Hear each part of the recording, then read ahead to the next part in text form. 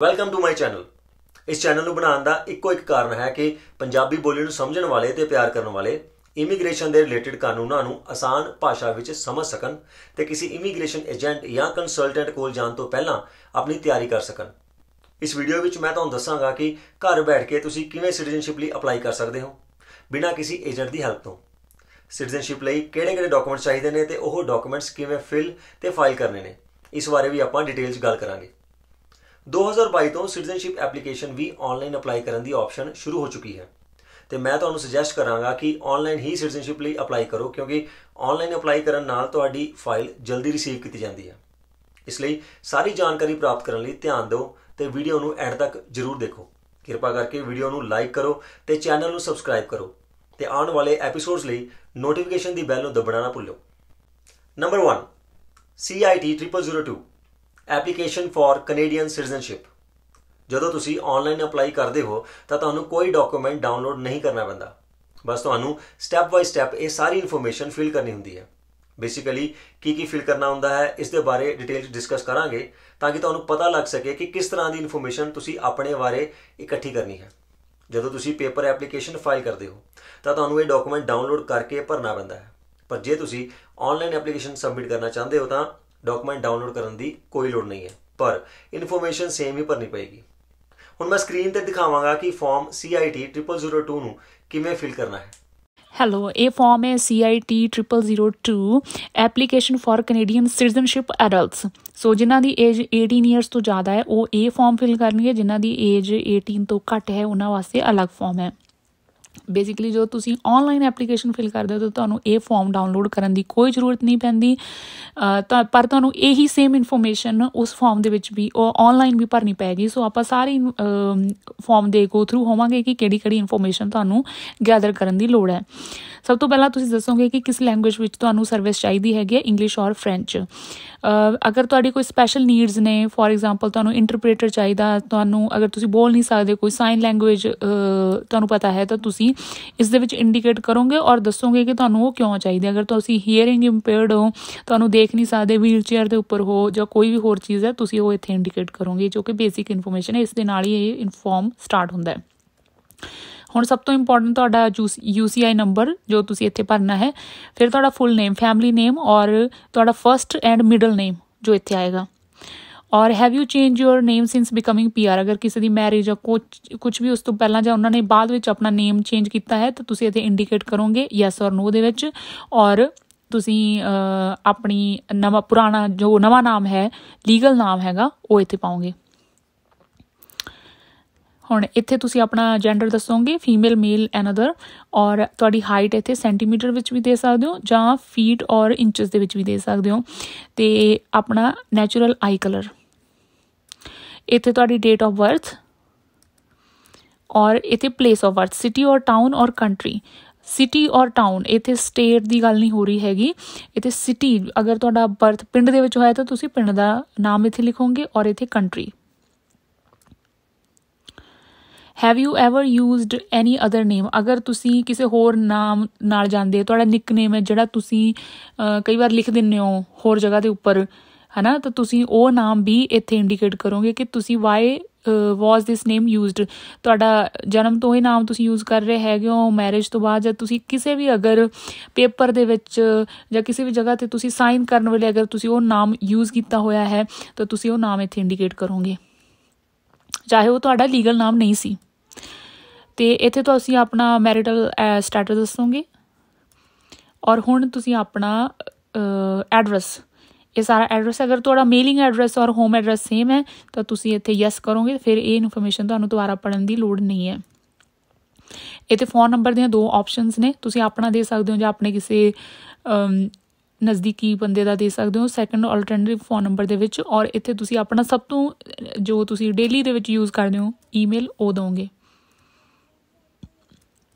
ਅਗਰ ਕੋਈ ਤੁਹਾਨੂੰ ਇਹ ਸਾਰੀ ਐਪਲੀਕੇਸ਼ਨ ਫਿਲ ਕਰਨ ਦੇ ਵਿੱਚ ਹੈਲਪ ਕਰ ਰਿਹਾ ਹੈ ਤਾਂ ਤੁਸੀਂ ਇੱਥੇ ਦੱਸੋਗੇ ਯੈਸ ਔਰ ਨੋ। ਅਗਰ ਤੁਹਾਡਾ ਕੋਈ ਹਸਬੈਂਡ ਜਾਂ ਵਾਈਫ ਜਾਂ ਬ੍ਰਦਰ ਸਿਸਟਰ ਜਾਂ ਤੁਸੀਂ ਆਪਣੇ ਕਿਸੇ ਹੋਰ ਕੋਈ ਫਰੈਂਡ ਜਾਂ ਕੋਈ ਵੀ ਤੁਹਾਡੀ ਹੈਲਪ ਕਰ ਰਿਹਾ ਤਾਂ ਤੁਸੀਂ ਇੱਥੇ ਇੰਡੀਕੇਟ ਕਰੋਗੇ, ਤੁਸੀਂ ਉਹਨਾਂ ਦਾ ਨਾਮ ਦੱਸੋਗੇ। ਅਗਰ ਤੁਸੀਂ ਰਿਪਰੈਜ਼ੈਂਟੇਟਿਵ ਯੂਜ਼ ਕਰ ਰਹੇ ਹੈਗੇ ਹੋ ਤਾਂ ਤੁਸੀਂ ਉਹ ਰਿਪਰੈਜ਼ੈਂਟੇਟਿਵ ਦਾ ਫਾਰਮ ਵੀ ਯੂਜ਼ ਕਰਨਾ ਔਰ ਇੱਥੇ ਤੁਸੀਂ ਦੱਸਣਾ ਕਿ ਅਗਰ ਤੁਸੀਂ ਕਿਸੇ ਰਿਪਰੈਜ਼ੈਂਟੇਟਿਵ ਨੂੰ ਯੂਜ਼ ਕੀਤਾ ਹੈ। ਪਰ ਅਗਰ ਤੁਸੀਂ ਕਿਸੇ ਫਰੈਂਡ ਫੈਮਿਲੀ ਜਾਂ ਕੋਈ ਕਿਸੇ ਹੋਰ ਦੀ ਹੈਲਪ ਲਈ ਹੈਗੇ ਉਹਨੂੰ ਤੁਸੀਂ ਇੱਥੇ ਇੰਡੀਕੇਟ ਕਰੋਗੇ। ਉਸ ਤੋਂ ਬਾਅਦ ਆਉਂਦਾ ਹੈਗਾ ਹੈ ਕਿ ਤੁਸੀਂ ਆਪਣੇ ਔਨਲਾਈਨ ਪ੍ਰੈਜ਼ੈਂਸ ਵਾਸਤੇ ਕਿਹੜਾ ਤੁਸੀਂ ਔਨਲਾਈਨ ਪ੍ਰੈਜ਼ੈਂਸ ਕੈਲਕੂਲੇਟਰ ਯੂਜ਼ ਕੀਤਾ ਹੈ ਜਾਂ ਤੁਸੀਂ ਇਹ ਫਾਰਮ ਯੂਜ਼ ਕੀਤਾ ਹੈ। ਤੁਸੀਂ ਦੋਨਾਂ, ਕਿਉਂਕਿ ਅਸੀਂ ਤੁਹਾਨੂੰ ਦੱਸਾਂਗੇ ਕਿ ਇਹ ਫਾਰਮ ਕਿਵੇਂ ਭਰਨਾ ਹੈਗਾ, ਔਨਲਾਈਨ ਪ੍ਰੈਜ਼ੈਂਸ ਕੈਲਕੂਲੇਟਰ ਬਾਰੇ ਵੀ ਦੱਸਾਂਗੇ ਅਤੇ ਤੁਸੀਂ ਇਹ ਫਾਰਮ ਦੇ ਵਿੱਚ ਉਹ ਇੰਡੀਕੇਟ ਕਰਨਾ। ਜੋ ਤੁਸੀਂ ਔਨਲਾਈਨ ਅਪਲਾਈ ਕਰਦੇ ਹੋ ਉੱਥੇ ਵੀ ਤੁਹਾਨੂੰ ਸਿਮਿਲਰ ਇਨਫੋਰਮੇਸ਼ਨ ਹੀ ਦੇਣੀ ਪੈਂਦੀ ਹੈ। ਇੱਥੇ ਤੁਹਾਡਾ 5 ਈਅਰ ਐਲੀਜੀਬਿਲਿਟੀ ਪੀਰੀਅਡ ਹੈਗਾ, ਯਾਨੀ ਕਿ ਇਹ ਤਾਂ ਹੋ ਗਈ ਪ੍ਰੈਜ਼ੈਂਟ ਡੇਟ, ਅੱਜ ਦੀ ਡੇਟ, ਔਰ ਇਹ ਤੁਸੀਂ ਉਸ ਤੋਂ 5 ਸਾਲ ਪਹਿਲਾਂ ਦਾ ਕੈਲਕੂਲੇਟ ਕਰ ਲਓਗੇ। 5 ਸਾਲ ਪਹਿਲਾਂ ਕਿੰਨੀ ਡੇਟ ਸੀਗੀ ਤਾਂ ਤੁਸੀਂ ਇਹ ਤੁਹਾਡਾ ਐਲੀਜੀਬਿਲਿਟੀ ਪੀਰੀਅਡ ਹੋਗਾ, 5 ਈਅਰ ਐਲੀਜੀਬਿਲਿਟੀ ਪੀਰੀਅਡ। ਬੇਸਿਕਲੀ ਤੁਹਾਨੂੰ ਸਿਟੀਜ਼ਨਸ਼ਿਪ ਦੇ ਵਿੱਚ ਇਹ ਪੁਰਾਣੇ 5 ਸਾਲਾਂ ਦਾ ਸਾਰਾ ਆਪਣਾ ਦੱਸਣਾ ਪਏਗਾ। ਇਹ during your 5 year did you live outside of Canada and served at a crown servant, ਤੁਸੀਂ ਦੱਸ ਦੋਗੇ। ਅਗਰ ਤੁਸੀਂ ਜਾਂ ਤੁਹਾਡੇ ਕਿਸੇ ਫੈਮਿਲੀ ਮੈਂਬਰ ਨੇ UK ਦੇ ਵਿੱਚ ਕੰਮ ਕੀਤਾ ਹੈ ਐਜ਼ ਅ ਕਰਾਊਨ ਸਰਵੈਂਟ, ਤੁਸੀਂ ਉਹਦੀ ਇਨਫੋਰਮੇਸ਼ਨ ਇੱਥੇ ਦੋਗੇ। ਔਰ ਇੱਥੇ ਹੈ ਤੁਹਾਡੇ ਸਾਰੇ ਪਿਛਲੇ 5 ਸਾਲਾਂ ਦੇ ਵਿੱਚ ਤੁਸੀਂ ਕਿੱਥੇ ਕਿੱਥੇ ਜਗ੍ਹਾ 'ਤੇ ਰਹੇ ਹੈਗੇ ਹੋ, ਤੁਹਾਨੂੰ ਉਹ ਸਾਰੇ ਐਡਰੈਸਿਸ ਦੇਣੇ ਪੈਣਗੇ।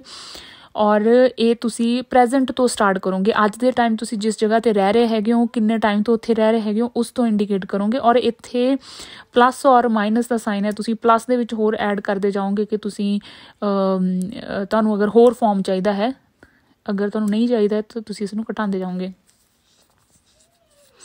In the past 4 years, ਇਹ ਸਭ ਤੋਂ ਇੰਪੋਰਟੈਂਟ ਕੁਐਸਚਨ ਹੈ। In the past 4 years, were you in a country or territory other than Canada for 183 days or more? ਅਗਰ ਤੁਸੀਂ 183 ਡੇਜ਼ ਜਾਂ ਉਸ ਤੋਂ ਜ਼ਿਆਦਾ ਸਿੰਸ ਦੀ ਏਜ ਆਫ 18 ਤੁਸੀਂ ਰਹੇ ਹੋ ਤਾਂ ਤੁਹਾਨੂੰ ਪੁਲਿਸ ਕਲੀਅਰੈਂਸ ਸਰਟੀਫਿਕੇਟ ਦੇਣਾ ਪਏਗਾ। ਹੁਣ ਅਗਰ ਤੁਸੀਂ ਇਸ ਝੰਜਟ ਦੇ ਵਿੱਚ ਨਹੀਂ ਪੈਣਾ ਚਾਹੁੰਦੇ, ਜਿਵੇਂ ਕਿ ਤੁਹਾਨੂੰ ਅੱਗੇ ਵੀਡੀਓ ਦੇ ਵਿੱਚ ਦੱਸਿਆ ਜਾਏਗਾ, ਤਾਂ ਤੁਸੀਂ ਕਿਵੇਂ ਇਸ ਤੋਂ ਬਚ ਸਕਦੇ ਹੋ। ਤੁਹਾਨੂੰ ਤੁਸੀਂ ਥੋੜ੍ਹੀ ਵੇਟ ਕਰਕੇ ਕਿਸ ਤਰੀਕੇ ਨਾਲ ਸਿਟੀਜ਼ਨਸ਼ਿਪ ਦੀ ਐਪਲੀਕੇਸ਼ਨ ਲਗਾ ਸਕਦੇ ਹੋ ਕਿ ਤੁਹਾਨੂੰ ਪੁਲਿਸ ਕਲੀਅਰੈਂਸ ਸਰਟੀਫਿਕੇਟ ਦੇਣ ਦੀ ਜ਼ਰੂਰਤ ਨਾ ਪਵੇ। ਇਸ ਤੋਂ ਬਾਅਦ ਹੈ ਤੁਹਾਡਾ 5 ਈਅਰ ਐਲੀਜੀਬਿਲਿਟੀ ਦੇ ਵਿੱਚ ਤੁਸੀਂ ਆਪਣੇ ਸਾਰੇ ਕੰਮ ਦੀ ਹਿਸਟਰੀ ਦੱਸਣੀ ਹੈਗੀ। ਤੁਸੀਂ ਪਹਿਲਾਂ ਕਿੱਥੇ ਕੰਮ ਕਰਦੇ ਰਹੇ ਹੋ ਪਿਛਲੇ 5 ਸਾਲਾਂ ਦਾ, ਸਟਾਰਟਿੰਗ ਫਰੋਮ ਪ੍ਰੈਜ਼ੈਂਟ, ਤੁਸੀਂ ਅੱਜ ਦੇ ਟਾਈਮ ਤੋਂ ਪਿਛਲੇ 5 ਸਾਲਾਂ ਤੱਕ ਕਿੱਥੇ ਕਿੱਥੇ ਕੰਮ ਕਰਦੇ। ਇੱਥੇ ਤੁਸੀਂ ਪਲੱਸ ਦਾ ਸਾਈਨ ਹੈ, ਤੁਸੀਂ ਜਿੰਨਾ ਮਰਜ਼ੀ ਇੱਥੇ ਐਡ ਕਰਦੇ ਜਾ ਸਕਦੇ ਹੋ, ਪਰ ਆਪਣੇ ਪਿਛਲੇ 5 ਸਾਲਾਂ ਦੀ ਸਾਰੀ ਇਨਫੋਰਮੇਸ਼ਨ ਇੱਥੇ ਦੇਣੀ ਹੈ। ਹੁਣ ਤੁਸੀਂ ਆਪਣਾ ਇੱਥੇ ਸੋਸ਼ਲ ਇੰਸ਼ੋਰੈਂਸ ਨੰਬਰ ਦੋਗੇ। ਆਫਕੋਰਸ ਜੇ ਤੁਸੀਂ ਕੈਨੇਡਾ 'ਚ ਰਹਿ ਰਹੇ ਹੋ ਤਾਂ ਤੁਸੀਂ ਟੈਕਸ ਭਰ ਰਹੇ ਹੋ ਜਾਂ ਨਹੀਂ ਭਰ ਰਹੇ, ਤੁਸੀਂ ਉਸ ਦੇ ਅਕੋਰਡਿੰਗ ਆਪਣਾ ਤੁਹਾਨੂੰ ਦੇਣਾ ਪਏਗਾ ਕਿ ਤੁਹਾਡੇ ਕੋਲ ਕਿਹੜਾ ਨੰਬਰ ਹੈ। ਇੱਥੇ ਤੁਸੀਂ ਆਪਣਾ ਨੰਬਰ ਦੋਗੇ।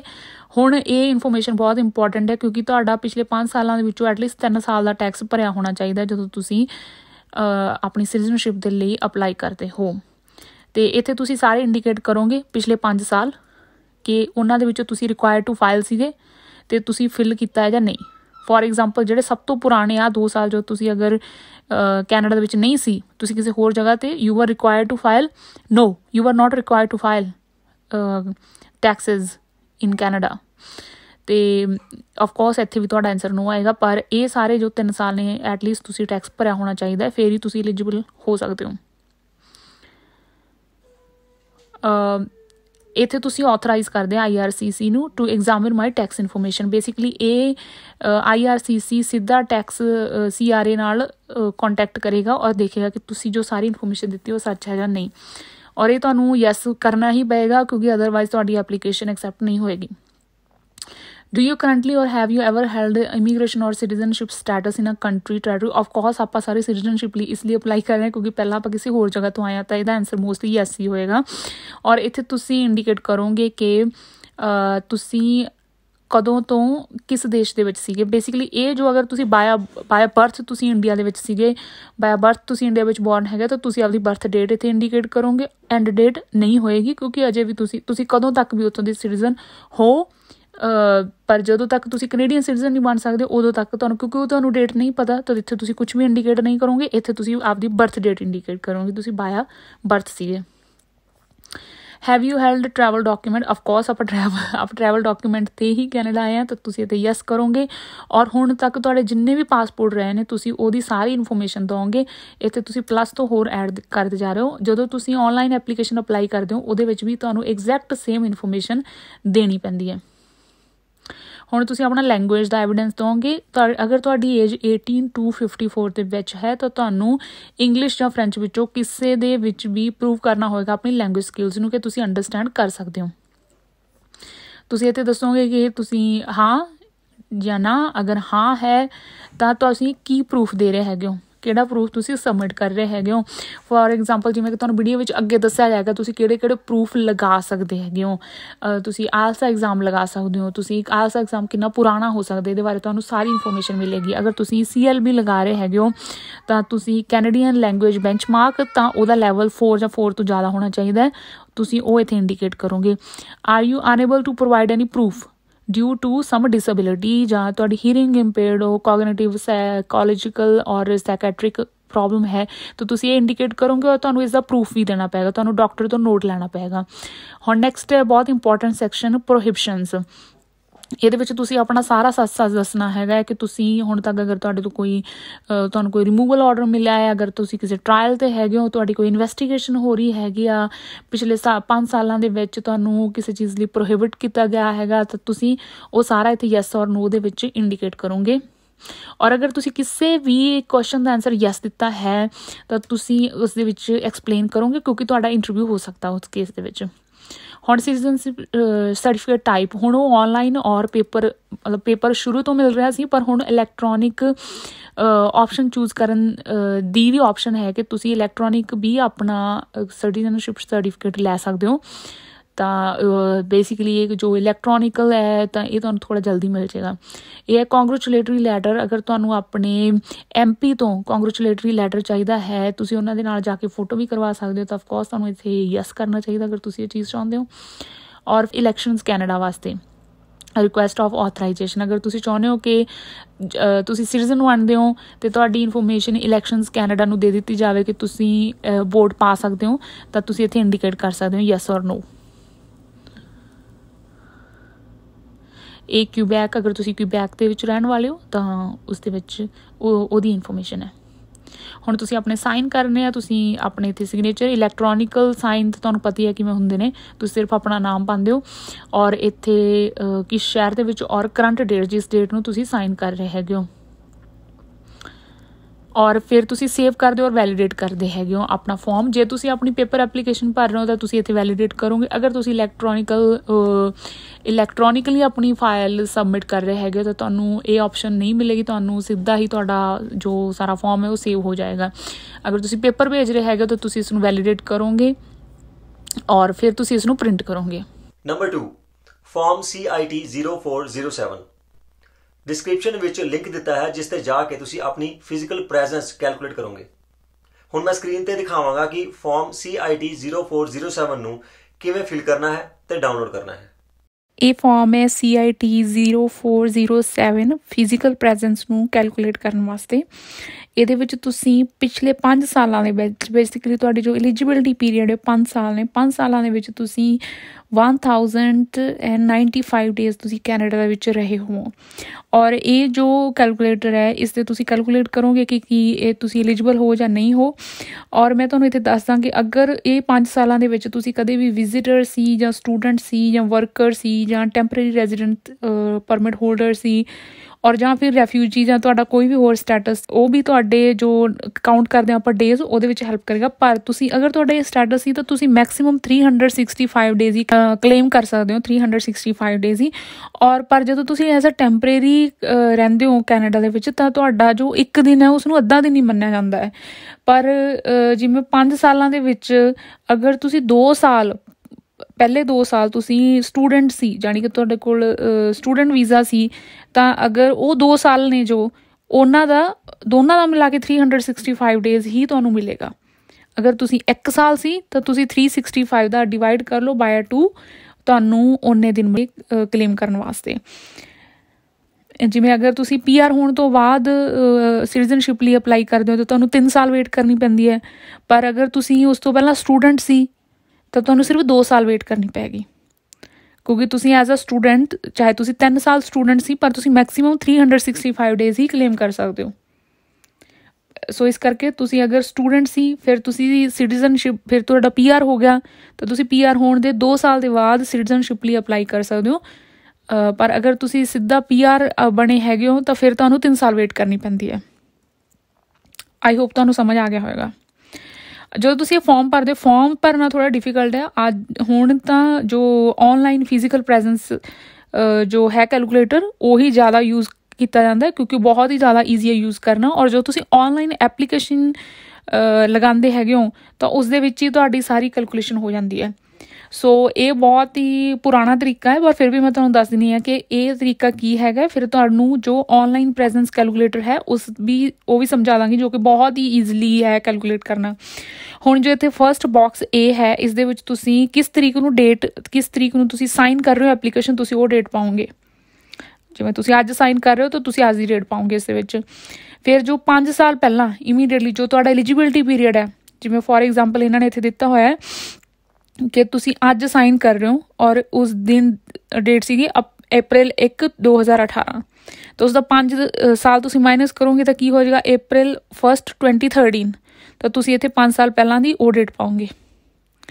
ਹੁਣ ਤੁਸੀਂ ਨੰਬਰ ਆਫ ਡੇਜ਼ ਕੈਲਕੂਲੇਟ ਕਰੋਗੇ ਕਿ ਇਸ ਡੇਟ 'ਤੇ ਔਰ ਇਸ ਡੇਟ ਦੇ ਵਿੱਚ ਮੈਕਸੀਮਮ ਕਿੰਨੇ ਡੇਜ਼ ਨੇ।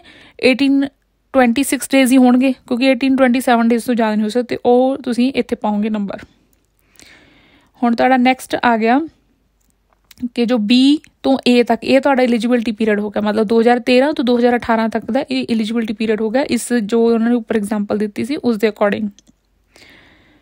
ਹੁਣ ਇੱਥੇ ਤੁਸੀਂ ਡੇਟ ਪਾਓਗੇ ਕਿ ਕਿਸ ਤਰੀਕ ਨੂੰ ਤੁਸੀਂ PR ਬਣੇ ਸੀ, ਔਰ ਇੱਥੇ ਤੁਸੀਂ ਕੈਲਕੂਲੇਟ ਕਰੋਗੇ ਨੰਬਰ ਆਫ ਡੇਜ਼ ਕਿ ਤੁਸੀਂ ਤੁਹਾਡੇ PR ਹੋਣ ਤੋਂ ਔਰ ਅੱਜ ਦੀ ਡੇਟ ਦੇ ਵਿੱਚ ਟੋਟਲ ਕਿੰਨੇ ਦਿਨ ਹੋ ਚੁੱਕੇ ਨੇ। ਜੇ ਤੁਸੀਂ ਕੈਨੇਡਾ ਤੋਂ ਪਿਛਲੇ 5 ਸਾਲਾਂ ਦੇ ਵਿੱਚ ਤੁਸੀਂ ਕਦੇ ਵੀ ਕੈਨੇਡਾ ਤੋਂ ਬਾਹਰ ਗਏ ਹੈਗੇ ਹੋ, ਜਿਵੇਂ ਤੁਸੀਂ ਐਜ਼ ਅ ਸਟੂਡੈਂਟ ਪਹਿਲਾਂ ਆ ਗਏ ਔਰ ਫਿਰ ਤੁਸੀਂ PR ਹੋ ਗਏ, ਔਰ ਤੁਸੀਂ ਅਗਰ ਉਸ ਪੀਰੀਅਡ ਦੇ ਵਿੱਚ ਕਦੇ ਵੀ ਕੈਨੇਡਾ ਛੱਡ ਕੇ ਨਹੀਂ ਗਏ ਤਾਂ ਤੁਸੀਂ ਨੋ ਲਿਖੋਗੇ। ਅਗਰ ਤੁਸੀਂ ਕੀਤਾ ਹੈ, ਗਏ ਹੋ ਬਾਹਰ, ਤਾਂ ਤੁਸੀਂ ਯੈਸ ਕਰੋਗੇ। ਹੁਣ ਇੱਥੇ ਤੁਸੀਂ ਕੈਲਕੂਲੇਟ ਕਰੋਗੇ ਜਦੋਂ ਤੁਸੀਂ PR ਹੋਣ ਤੋਂ ਬਾਅਦ ਕੈਨੇਡਾ ਛੱਡ ਕੇ ਗਏ ਹੈਗੇ ਹੋ, ਕਿਸ ਡੇਟ ਨੂੰ ਗਏ ਸੀ ਔਰ ਕਿਸ ਡੇਟ ਨੂੰ ਵਾਪਸ ਆਏ ਹੋ। ਇੱਥੇ ਇਹਨਾਂ ਨੇ ਬਹੁਤ ਅੱਛੀ ਐਗਜ਼ਾਮਪਲ ਦਿੱਤੀ। ਤੁਹਾਨੂੰ ਆਪਣੀ ਡੈਸਟੀਨੇਸ਼ਨ ਵੀ ਦੱਸਣੀ ਪਏਗੀ। ਅਗਰ ਤੁਸੀਂ ਫੈਮਿਲੀ ਔਰ ਫਰੈਂਡਸ ਨੂੰ ਮਿਲਣ ਗਏ ਸੀਗੇ ਉਹ ਤੁਸੀਂ ਇੱਥੇ ਇੰਡੀਕੇਟ ਦੱਸੋਗੇ ਕਿੰਨੇ ਦਿਨ ਵਾਸਤੇ ਐਬਸੈਂਟ ਸੀਗੇ। ਹੁਣ ਇਹ ਤੁਸੀਂ ਨੰਬਰ ਡੇਜ਼ ਕਿਵੇਂ ਕੈਲਕੂਲੇਟ ਕਰਨੇ ਨੇ। ਫੋਰ ਐਗਜ਼ਾਮਪਲ ਤੁਸੀਂ July 1 ਨੂੰ ਕੈਨੇਡਾ ਛੱਡ ਕੇ ਗਏ ਔਰ July 1 ਨੂੰ ਹੀ ਵਾਪਸ ਆ ਗਏ, ਤਾਂ ਤੁਹਾਡੇ ਐਬਸੈਂਟ ਡੇਜ਼ ਕਿੰਨੇ ਹੋ ਗਏ? 0। ਹੁਣ ਅਗਰ ਤੁਸੀਂ July 1 ਨੂੰ ਗਏ ਸੀ ਔਰ ਤੁਸੀਂ July 6 ਨੂੰ ਵਾਪਸ ਆਏ, ਤੁਹਾਡੇ ਨੰਬਰ ਆਫ ਡੇਜ਼ ਹੋ ਗਏ 4। ਤੁਸੀਂ ਕਹੋਗੇ 4 ਕਿਵੇਂ ਹੋਏ? ਕਿਉਂਕਿ ਤੁਸੀਂ ਫੁੱਲ 4 ਡੇਜ਼ ਵਾਸਤੇ ਕੈਨੇਡਾ ਤੋਂ ਬਾਹਰ ਸੀਗੇ। July 1 ਨੂੰ ਤੁਸੀਂ ਗਏ ਸੀ, ਉਹ ਕਾਊਂਟ ਨਹੀਂ ਹੋਏਗਾ। July 6 ਨੂੰ ਤੁਸੀਂ ਵਾਪਸ ਆ ਗਏ, ਉਹ ਵੀ ਕਾਊਂਟ ਨਹੀਂ ਹੋਏਗਾ। July 2, 3, 4 ਐਂਡ 5 ਦਾ ਟੋਟਲ ਕਿੰਨੇ ਹੋ ਗਏ? 4। ਜਿਵੇਂ ਕਿ ਐਗਜ਼ਾਮਪਲ ਹੈ ਨੈਕਸਟ ਵਨ, July 1 ਤੋਂ ਤੁਸੀਂ July 10 ਤੱਕ ਤੁਸੀਂ ਬਾਹਰ ਸੀਗੇ, ਅਤੇ July 1 ਤੇ July 10 ਨੂੰ ਤੁਸੀਂ ਮਤਲਬ ਟੋਟਲ ਅਗਰ 10 ਦਿਨ ਉਹ 'ਚ 2 ਮਾਈਨਸ ਕਰ ਦਿਓ ਤਾਂ ਜੋ 8 ਡੇਜ਼ ਤੁਸੀਂ ਕੈਨੇਡਾ ਤੋਂ ਬਾਹਰ ਰਹੇ ਸੀ ਉਹ ਤੁਸੀਂ ਇੱਥੇ ਭਰੋਗੇ। ਔਰ ਇਹ ਸਿਰਫ ਤੁਸੀਂ PR ਹੋਣ ਤੋਂ ਬਾਅਦ ਵਾਲੀ ਇਨਫੋਰਮੇਸ਼ਨ ਹੈਗੀ ਆ, ਅਤੇ ਇੱਥੇ ਤੁਸੀਂ ਟੋਟਲ ਨੰਬਰ ਕੈਲਕੂਲੇਟ ਕਰਕੇ ਲਿਖ ਦੋਗੇ।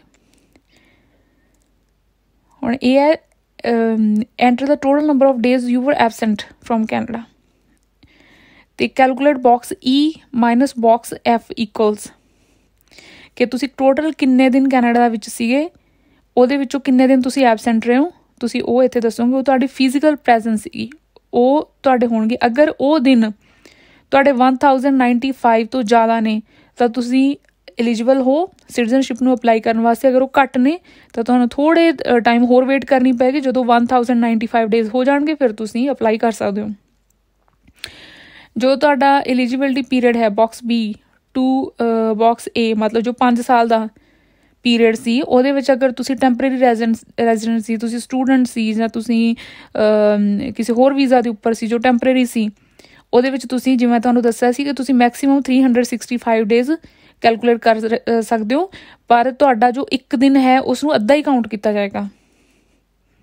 ठीक है। हुण इत्थे तुसीं जिहड़ा एलिजिबिलिटी पीरियड दे विच PR होण तो पहलां वाला टाइम सीगा, तुसीं वो सारा इत्थे लिखोगे। तुहाडा स्टेटस की सी, तुसीं स्टूडेंट सी, टैंपरेरी वर्कर सी, तुसीं प्रोटेक्टेड पर्सन सी, किस तरह दे परमिट ते तुसीं सीगे, और तुहाडे टोटल नंबर ऑफ डेज किन्ने सीगे इत्थे। फिर तुसीं इत्थे कैलकुलेट करोगे।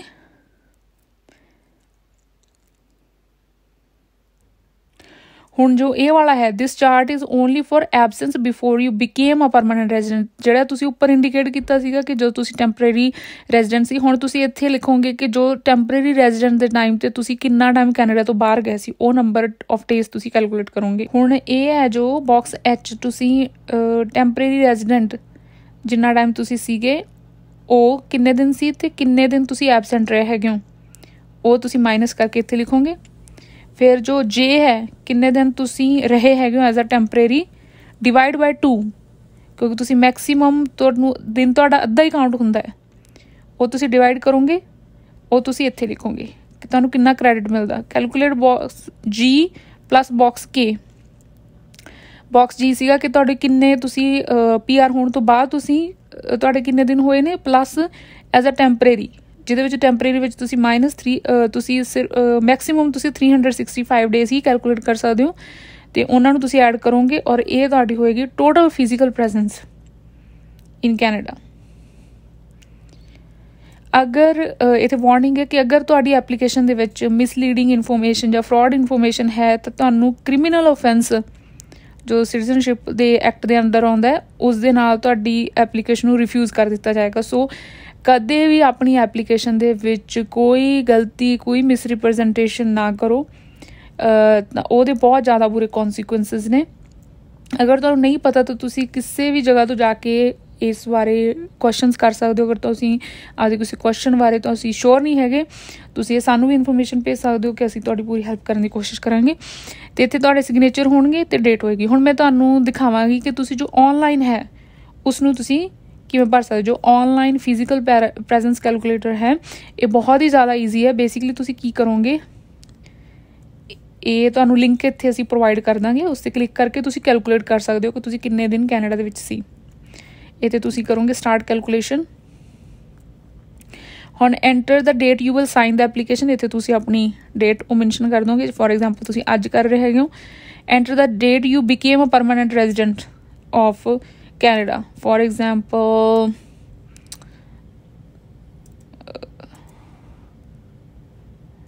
ਆਪਾਂ चले जाने हैगे, इत्थे तुसीं चेंज कर सकते हो 2021, ठीक है 2023। इत्थे तुसीं सेव भी कर सकते हो, ताकि तुसीं तुहानूं सेव करने वास्ते तुहानूं रजिस्टर करना पेगा, लॉग इन करना पेगा, ते तुसीं वापस आके भी इहनूं चेंज कर सकते हो। तुसीं आपदी जिवें अज तुहानूं थोड़ा टाइम मिलिया, तुसीं हुण भर लई, थोड़ा टाइम बाद भर लई, तो मैं कहूँगी सेव कर लो। अगर तुसीं वैसे ही चैक करना चाहुंदे तो सीधा कैलकुलेट कर लो। हुण है, did you have Canadian temporary resident visa as a visitor, international student, temporary worker, किसी तरह का प्रोटेक्टेड पर्सन, जिवें तुहानूं पहलां भी दस्सिया सी, तो तुसीं वो दसोगे कि तुहाडे कोल रिहा सी। जिवें फॉर एग्जाम्पल कई स्टूडेंट्स ने जो स्टूडेंट बनने तो बाद अपनी PR की एप्लीकेशन लगाई हुंदी, PR बने हुंदे ने, तां वो तुसीं इत्थे इंडीकेट करोगे। सो जिहड़े 5 साल ने, जिवें अज एप्लीकेशन तुसीं साइन कर रहे हैगे, पिछले जिहड़े 5 साल ने ਉਹੀ सिर्फ देखे जाणगे, उस तो पहलां तुहाडा की स्टेटस सी वो नहीं देखा जाएगा। सो तुसीं सबमिट करो। तो हुण तुहानूं नैक्सट क्वेश्चन आएगा कि वो 5 सालां दे विच तुसीं किन्ना टाइम, किस तरह का तुहाडे कोल वीज़ा सी, ये तुहाडीआं ऑप्शनस ने, और कदों तो कदों तक सी। फॉर एग्जाम्पल इंटरनेशनल स्टूडेंट, ठीक है जी, तुहाडी 2018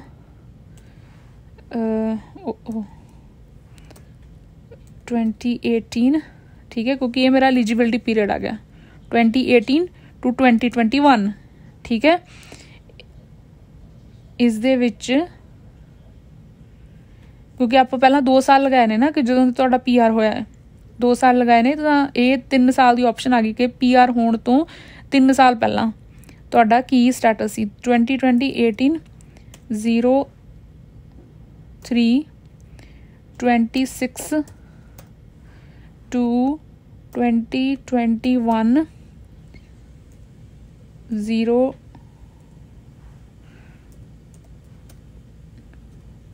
0225 I was an international student. तुसी एंट्री ऐड करोगे जिन्नियां भी तुहाडे ऑप्शन ने।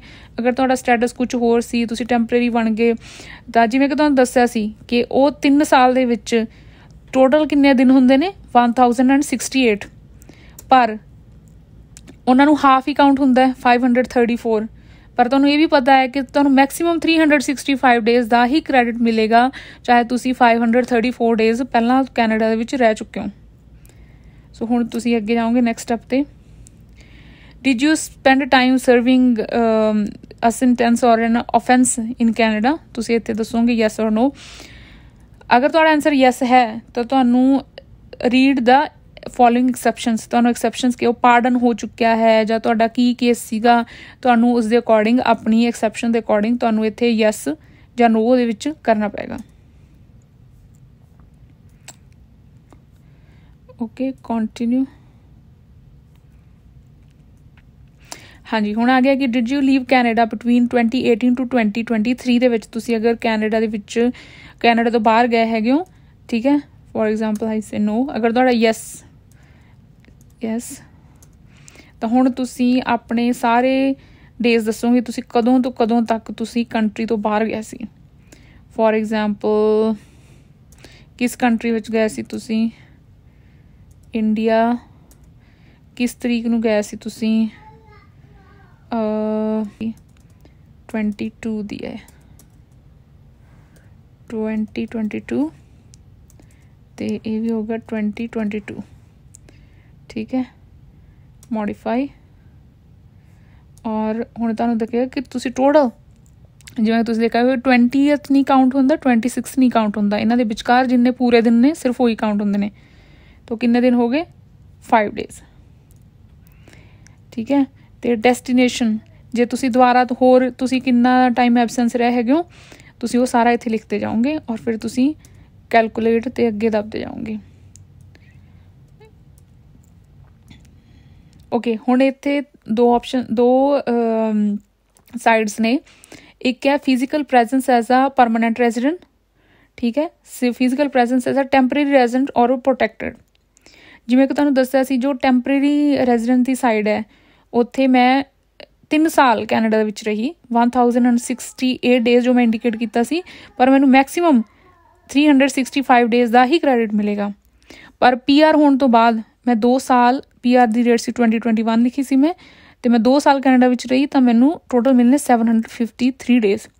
इन्हां दोनों नूं तुसीं ऐड करोगे तो मेरे हो चुके ने एन डेज, जो कि उस तो किते ज़्यादा ने, क्योंकि तुहानूं मैक्सीमम डेज मिनीमम डेज किन्ने चाहिए ने 1095।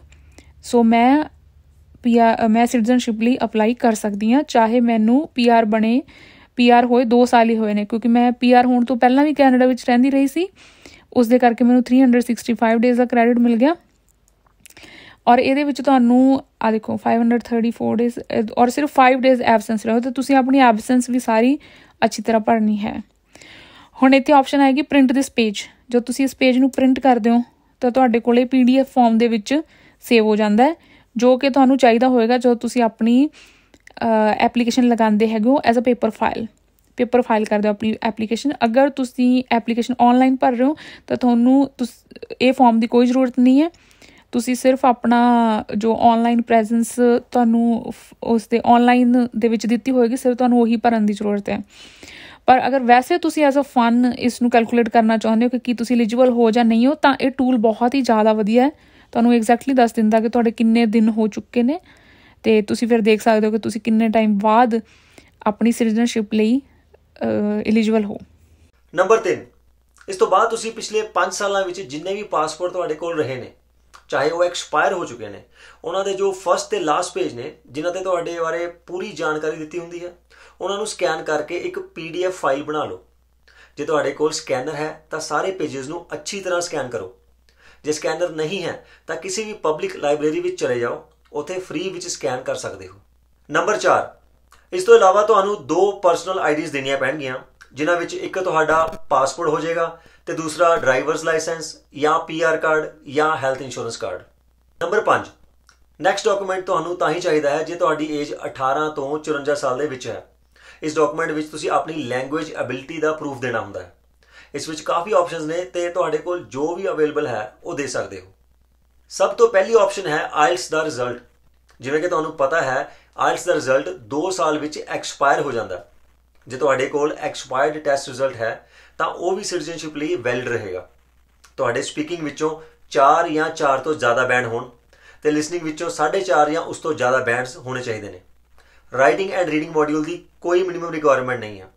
ਜੇ ਤੁਹਾਡੇ ਆਇਲਟਸ ਟੈਸਟ ਰਿਜ਼ਲਟ 2008 ਤੋਂ ਪੁਰਾਣਾ ਹੈ ਤਾਂ ਲਿਸਨਿੰਗ ਦੇ 4 ਬੈਂਡਸ ਵੀ ਐਕਸੈਪਟੇਬਲ ਨੇ। ਦੂਸਰੀ ਆਪਸ਼ਨ ਹੈ ਕਿ ਜੇ ਤੁਸੀਂ ਆਪਣੀ ਸੈਕੰਡਰੀ ਐਜੂਕੇਸ਼ਨ ਤੇ post secondary education English medium ਵਿੱਚ ਕੀਤੀ ਹੋਈ ਹੈ ਤਾਂ ਤੁਸੀਂ ਉਸ ਦੀ ਨੰਬਰ ਸ਼ੀਟ ਤੇ ਸਰਟੀਫਿਕੇਟ ਵੀ ਲਗਾ ਸਕਦੇ ਹੋ। ਥਰਡ ਆਪਸ਼ਨ ਇਜ਼ ਜੇ ਤੁਸੀਂ ਕੈਨੇਡੀਅਨ ਕਾਲਜ ਜਾਂ ਯੂਨੀਵਰਸਿਟੀ ਤੋਂ ਐਜੂਕੇਸ਼ਨ ਪ੍ਰਾਪਤ ਕੀਤੀ ਹੈ ਤਾਂ ਉੱਥੋਂ ਦਾ ਸਰਟੀਫਿਕੇਟ ਜਾਂ ਡਿਪਲੋਮਾ ਵੀ ਲਗਾ ਸਕਦੇ ਹੋ। And the last option is ਕਿ ਹੁਣ ਜੇ ਤੁਹਾਡੇ ਕੋਲ ਇਹਨਾਂ ਵਿੱਚੋਂ ਕੁਝ ਵੀ ਅਵੇਲੇਬਲ ਨਹੀਂ ਹੈ ਤਾਂ ਤੁਸੀਂ CLB ਯਾਨੀ ਕੈਨੇਡੀਅਨ ਲੈਂਗੁਏਜ ਬੈਂਚਮਾਰਕ ਲੈਵਲ ਲੈ ਸਕਦੇ ਹੋ। ਇਹ ਸਰਵਿਸ ਫ੍ਰੀ ਹੈ ਕਿਉਂਕਿ ਇਹ ਸਰਵਿਸ ਗਵਰਨਮੈਂਟ ਆਫ ਕੈਨੇਡਾ ਵੱਲੋਂ ਫੰਡ ਕੀਤੀ ਜਾਂਦੀ ਹੈ। ਤੁਸੀਂ ਬਸ ਆਪਣੇ ਨੇੜੇ ਦੇ ਨਿਊਕਮਰ ਸੈਂਟਰ ਵਿੱਚ ਜਾ ਕੇ ਇਸ ਬਾਰੇ ਸਾਰੀ ਇਨਫੋਰਮੇਸ਼ਨ ਲੈ ਸਕਦੇ ਹੋ। ਉਹ ਤੁਹਾਡਾ CLB ਲੈਵਲ ਚੈੱਕ ਕਰਨਗੇ ਤੇ ਸਿਟੀਜ਼ਨਸ਼ਿਪ ਲਈ ਤੁਹਾਡੇ ਲੈਵਲ 4 ਜਾਂ ਹਾਇਰ ਹੋਣਾ ਚਾਹੀਦਾ ਹੈ। ਜੇ ਤੁਹਾਡਾ ਲੈਵਲ 4 ਤੋਂ ਘੱਟ ਹੈ ਤਾਂ ਤੁਹਾਡੀ ਹੈਲਪ ਕੀਤੀ ਜਾਏਗੀ ਕਿ ਤੁਸੀਂ ਕਿਵੇਂ ਇਸ ਲੈਵਲ ਨੂੰ 4 ਤੱਕ ਲੈ ਕੇ ਆ ਸਕੋ। ਨੰਬਰ 6, ਇਸ ਤੋਂ ਇਲਾਵਾ ਤੁਹਾਨੂੰ 2 ਫੋਟੋਜ਼ ਚਾਹੀਦੀਆਂ ਨੇ ਜੋ ਸਿਟੀਜ਼ਨਸ਼ਿਪ ਦੀ ਰਿਕੁਆਇਰਮੈਂਟਸ ਦੇ ਅਕੋਰਡਿੰਗ ਖਿੱਚੀਆਂ ਹੋਣ। ਇੱਕ ਫੋਟੋ ਦੇ ਪਿੱਛੇ ਤੁਸੀਂ ਜਿੱਥੋਂ ਫੋਟੋ ਕਰਵਾਈ ਹੈ ਉਸ ਦੀ ਸਟੈਂਪ ਹੋਣੀ ਚਾਹੀਦੀ ਹੈ ਤੇ ਫੋਟੋਜ਼ 6 ਮਹੀਨੇ ਤੋਂ ਪੁਰਾਣੀਆਂ ਨਹੀਂ ਹੋਣੀ ਚਾਹੀਦੀਆਂ। ਨੰਬਰ 7, ਨੈਕਸਟ ਸਟੈਪ ਹੈ ਕਿ ਤੁਸੀਂ ਸਿਟੀਜ਼ਨਸ਼ਿਪ ਦੀ ਫੀਸ ਨੂੰ ਆਨਲਾਈਨ ਭਰਨਾ ਹੈ। ਸਿਟੀਜ਼ਨਸ਼ਿਪ ਐਪਲੀਕੇਸ਼ਨ ਦੀ ਫੀਸ ਹੈ $630 ਕੈਨੇਡੀਅਨ। ਇਸ ਦਾ ਲਿੰਕ ਵੀ ਨੀਚੇ ਡਿਸਕ੍ਰਿਪਸ਼ਨ ਵਿੱਚ ਦਿੱਤਾ ਹੈ। ਜਦੋਂ ਤੁਸੀਂ ਫੀਸ ਭਰ ਦਿੰਦੇ ਹੋ ਤਾਂ ਤੁਹਾਨੂੰ ਰਿਸੀਟ ਈਮੇਲ ਕਰ ਦਿੱਤੀ ਜਾਂਦੀ ਹੈ ਜੋ ਨਾਲ ਲਗਾਉਣੀ ਬਹੁਤ ਹੀ ਜ਼ਰੂਰੀ ਹੈ। ਨੰਬਰ 8, ਨੈਕਸਟ ਹੈ ਚੈੱਕਲਿਸਟ। ਸਿਟੀਜ਼ਨਸ਼ਿਪ ਐਪਲੀਕੇਸ਼ਨ ਵਿੱਚ ਜਿਹੜੇ ਡਾਕੂਮੈਂਟਸ ਤੁਸੀਂ ਲਗਾਏ ਨੇ ਇਸ ਫਾਰਮ 'ਚ ਉਹਨਾਂ ਨੂੰ ਤੁਸੀਂ ਟਿਕ ਮਾਰਕ ਕਰੋਗੇ। ਪਰ ਜੇ ਤੁਸੀਂ ਆਨਲਾਈਨ ਐਪਲੀਕੇਸ਼ਨ ਲਗਾ ਰਹੇ ਹੋ ਤਾਂ ਇਹ ਆਪਣੇ ਆਪ ਟਿਕ ਮਾਰਕ ਹੋ ਜਾਂਦੇ ਨੇ ਜਦੋਂ ਤੁਸੀਂ ਰਿਕੁਆਇਰਡ ਫਾਈਲਸ ਨੂੰ ਅਟੈਚ ਕਰਦੇ ਹੋ ਉਦੋਂ। Number 9 is police clearance certificate for citizenship. ਪਹਿਲਾਂ ਚੈੱਕ ਕਰ ਲਓ ਕਿ ਤੁਹਾਨੂੰ ਕੈਨੇਡੀਅਨ ਸਿਟੀਜ਼ਨਸ਼ਿਪ ਲਈ ਪੁਲਿਸ ਕਲੀਅਰੈਂਸ ਚਾਹੀਦਾ ਵੀ ਹੈ ਜਾਂ ਨਹੀਂ। ਜੇ ਤੁਸੀਂ ਪਿਛਲੇ 4 ਸਾਲਾਂ ਵਿੱਚ ਕਦੇ ਵੀ ਕੈਨੇਡਾ ਨੂੰ ਛੱਡ ਕੇ ਕਿਸੇ ਵੀ ਹੋਰ ਕੰਟਰੀ ਵਿੱਚ 183 ਦਿਨ ਜਾਂ ਇਸ ਤੋਂ ਜ਼ਿਆਦਾ ਲਗਾਤਾਰ ਰਹੇ ਹੋ ਤਾਂ ਤੁਹਾਨੂੰ ਪੁਲਿਸ ਕਲੀਅਰੈਂਸ ਸਰਟੀਫਿਕੇਟ ਦੇਣਾ ਪਏਗਾ। ਤੁਹਾਨੂੰ ਇੱਕ ਬਹੁਤ ਈਜ਼ੀ ਐਗਜ਼ਾਮਪਲ ਦੇ ਨਾਲ ਸਮਝਾ ਦੇਣਾ ਕਿ ਕਿਵੇਂ ਕੈਲਕੂਲੇਟ ਕਰਨਾ ਹੈ। 4 ਸਾਲ = 1460 ਦਿਨ। ਹੁਣ ਜੇ ਤੁਸੀਂ 25 ਸਤੰਬਰ 2019 ਨੂੰ ਕੈਨੇਡਾ ਦੇ PR ਬਣੇ ਸੀ ਤੇ ਅੱਜ 25 ਮਾਰਚ 2023 ਹੈ। ਅੱਜ ਤੁਹਾਨੂੰ ਕੈਨੇਡਾ ਵਿੱਚ ਰਹਿੰਦੇ ਹੋਏ 1277 ਦਿਨ ਹੋ ਗਏ ਨੇ। ਹੁਣ ਜੇ 1460 ਚੋਂ ਆਪਾਂ 1277 ਨੂੰ ਮਾਈਨਸ ਕਰੀਏ ਤਾਂ 183 ਦਿਨ ਆਉਂਦੇ ਨੇ। 4 ਸਾਲ ਯਾਨੀ 1460 ਦਿਨਾਂ ਵਿੱਚੋਂ ਤੁਸੀਂ 1277 ਦਿਨ ਕੈਨੇਡਾ ਵਿੱਚ ਰਹੇ ਤੇ 183 ਦਿਨ ਇੰਡੀਆ ਵਿੱਚ। ਜੇ ਤੁਸੀਂ ਅੱਜ ਯਾਨੀ 25 ਮਾਰਚ 2023 ਨੂੰ ਸਿਟੀਜ਼ਨਸ਼ਿਪ ਲਈ ਅਪਲਾਈ ਕਰਦੇ ਹੋ ਤਾਂ ਤੁਹਾਨੂੰ ਪੁਲਿਸ ਕਲੀਅਰੈਂਸ ਸਰਟੀਫਿਕੇਟ ਚਾਹੀਦਾ ਹੈ ਕਿਉਂਕਿ ਤੁਸੀਂ 183 ਦਿਨ ਜਾਂ ਇਸ ਤੋਂ ਜ਼ਿਆਦਾ ਇੰਡੀਆ ਵਿੱਚ ਸੀ। ਪਰ ਜੇ ਤੁਸੀਂ ਕੱਲ੍ਹ ਯਾਨੀ 26 ਮਾਰਚ 2023 ਨੂੰ ਅਪਲਾਈ ਕਰਦੇ ਹੋ ਤਾਂ ਤੁਹਾਨੂੰ ਪੁਲਿਸ ਕਲੀਅਰੈਂਸ ਨਹੀਂ ਚਾਹੀਦਾ ਕਿਉਂਕਿ ਤੁਸੀਂ ਇੰਡੀਆ ਵਿੱਚ 182 ਦਿਨ ਸੀ। I hope that make sense. ਜਿਵੇਂ ਕਿ ਤੁਹਾਨੂੰ ਮੈਂ ਪਹਿਲਾਂ ਹੀ ਦੱਸਿਆ ਹੈ ਕਿ ਤੁਸੀਂ PR ਹੋਣ ਤੋਂ 3 ਸਾਲ ਯਾਨੀ 1095 ਦਿਨਾਂ ਬਾਅਦ ਸਿਟੀਜ਼ਨਸ਼ਿਪ ਅਪਲਾਈ ਕਰਨ ਲਈ ਕੁਆਲੀਫਾਈ ਹੋ ਜਾਂਦੇ ਹੋ। ਪਰ ਜੇ ਤੁਸੀਂ ਪੁਲਿਸ ਕਲੀਅਰੈਂਸ ਵਾਲੇ ਝੰਜਟ 'ਚ ਨਹੀਂ ਪੈਣਾ ਚਾਹੁੰਦੇ ਤਾਂ ਜਦੋਂ ਤੁਹਾਨੂੰ ਕੈਨੇਡਾ ਵਿੱਚ ਰਹਿੰਦੇ ਹੋਏ 3.5 ਸਾਲ ਹੋ ਜਾਂਦੇ ਨੇ ਤਾਂ ਤੁਹਾਨੂੰ ਪੁਲਿਸ ਕਲੀਅਰੈਂਸ ਸਰਟੀਫਿਕੇਟ ਨਹੀਂ ਦੇਣਾ ਪਏਗਾ ਕਿਉਂਕਿ ਤੁਸੀਂ ਪਿਛਲੇ 4 ਸਾਲਾਂ ਵਿੱਚੋਂ 183 ਦਿਨਾਂ ਤੋਂ ਘੱਟ ਇੰਡੀਆ ਵਿੱਚ ਰਹੇ ਹੋ ਜਾਂ ਕਿਸੇ ਹੋਰ ਦੇਸ਼ ਵਿੱਚ। ਇੱਥੇ ਤੁਹਾਨੂੰ ਮੈਂ ਇਹ ਵੀ ਦੱਸ ਦੇਵਾਂ ਕਿ ਜੇ ਤੁਸੀਂ PR ਹੋਣ ਤੋਂ ਬਾਅਦ ਕੈਨੇਡਾ ਤੋਂ ਬਾਹਰ ਜਾਂਦੇ ਹੋ ਤਾਂ ਤੁਹਾਨੂੰ ਉਹ ਦਿਨਾਂ ਦਾ ਕ੍ਰੈਡਿਟ ਨਹੀਂ ਮਿਲੇਗਾ। ਆਈ ਹੋਪ ਤੁਹਾਨੂੰ ਸਮਝ ਆ ਗਿਆ ਹੋਵੇਗਾ। ਅੱਜ ਲਈ ਬਸ ਇੰਨਾ ਹੀ। ਇਸ ਵੀਡੀਓ ਬਾਰੇ ਤੁਹਾਡੇ ਕੀ ਵਿਚਾਰ ਨੇ ਕਿਰਪਾ ਕਰਕੇ ਨੀਚੇ ਕਮੈਂਟ ਸੈਕਸ਼ਨ 'ਚ ਸਾਨੂੰ ਜ਼ਰੂਰ ਦੱਸਿਓ ਤੇ ਪੂਰੀ ਵੀਡੀਓ ਦੇਖਣ ਲਈ ਬਹੁਤ ਬਹੁਤ ਧੰਨਵਾਦ। ਉਮੀਦ ਹੈ ਕਿ ਇਹ ਜਾਣਕਾਰੀ ਤੁਹਾਡੇ ਲਈ ਫਾਇਦੇਮੰਦ ਰਹੇਗੀ। ਹੁਣ ਅਗਲੇ ਐਪੀਸੋਡ 'ਚ ਮਿਲਦੇ ਹਾਂ। ਉਦੋਂ ਤੱਕ ਆਪਣੇ ਤੇ ਆਪਣੇ ਪਰਿਵਾਰ ਦਾ ਧਿਆਨ ਰੱਖੋ ਤੇ ਯਾਦ ਰੱਖੋ ਕਿ ਕਿਸੇ ਵੀ ਇਮੀਗ੍ਰੇਸ਼ਨ ਏਜੰਟ ਜਾਂ ਕੰਸਲਟੈਂਟ ਕੋਲ ਜਾਣ ਤੋਂ ਪਹਿਲਾਂ ਆਪਣੀ ਤਿਆਰੀ ਕਰਕੇ ਜਾਓ।